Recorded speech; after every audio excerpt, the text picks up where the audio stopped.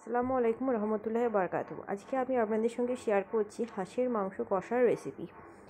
এর জন্য এতে আমি দিয়ে দেবো আদা রসুনের পেস্ট, 2 চামচ মতো আদা রসুনের পেস্টে দিয়েছি। দেবো 1.5 চামচ মতন হলুদ গুঁড়ো, 1.5 চামচ মতন লঙ্কা গুঁড়ো এবং জিরে গুঁড়ো 1 চামচ মতো। আপনারা এখানে পরিমাণটা ঠিক ততটাই দেবেন যতটা আপনাদের মাংসের পরিমাণ হবে। এরপর এটাকে ভালো করে মিক্সড করে নেব। আমি এই রান্নাটা কুকারে করব যাতে তাড়াতাড়ি হয়। আপনারা চাইলে এটা অন্য কোনো পাত্রেও রান্না করতে পারেন।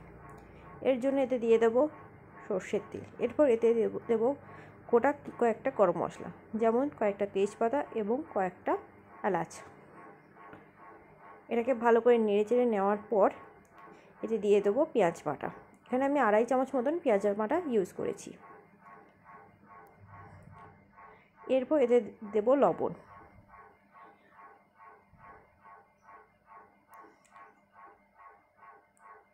লবণটা একটু দেব, প্রথমে অল্প একটু দিয়ে এটা একটু নাড়াচাড়া করে নেব এবং তারপর আরেকটু লবণ অ্যাড করব যতটা পরিমাণ মতন লাগবে।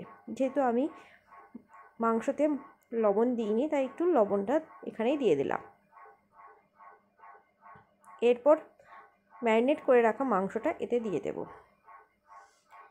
এখানে আপনাদের জানিয়ে দিই, কুকারে রান্না করলে যে রান্নার টেস্টটা একটু আলাদা হবে বা অন্য কোনো পাত্রে রান্না করলে যে টেস্টটা খুব সুন্দর হবে এটা নয়। এটা রান্নাটা পুরোপুরি ডিপেন্ড করছে আপনার কষার ওপর এবং রান্নাটাতে কী কী উপকরণ আপনারা দিচ্ছেন এবং কিভাবে করছেন তার ওপর। সমস্ত কিছু দিয়ে একটু নাড়াচাড়া করে হালকা করে ঢেকে আবার আমি কষে নিচ্ছি। এটা একেবারে ঢাকা দিয়ে দেবেন না, অল্প করে ঢাকা দেবেন এবং একটু করে কষবেন আর জল দেবেন। এরকম করে মোটামুটি 10 থেকে 15 মিনিট কষে নেবেন। এর মাঝে এতে দিয়ে দেব কিছু মশলা, যেমন এতে আমি দিয়েছি একটু ধনে গুঁড়ো এবং অল্প পরিমাণে গোলমরিচের গুঁড়ো।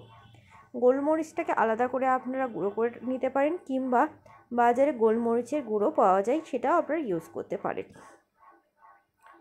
ভালো করে নেড়ে চেড়ে এরকম করে 10-15 মিনিট কষে নেওয়ার পর এতে পরিমাণ মতো আমি জল দিয়ে দেবো।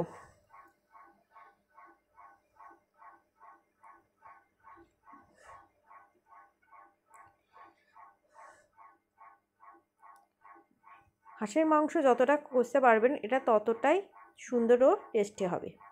এর মাঝে আমি দিয়ে দিলাম 1 টুকরো দারুচিনি। আপনারা চাইলে দারুচিনিটাকে ব্লেন্ড করেও দিতে পারেন কিংবা বেটেও দিতে পারেন।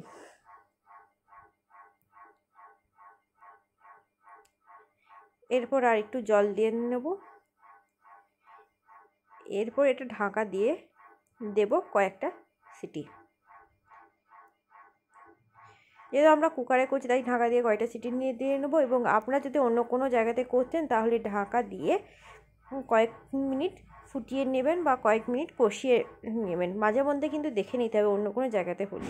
এরপর এখানে কয়েকটা সিটি দেওয়ার পর আমি ঢাকনাটা খুলে নিলাম।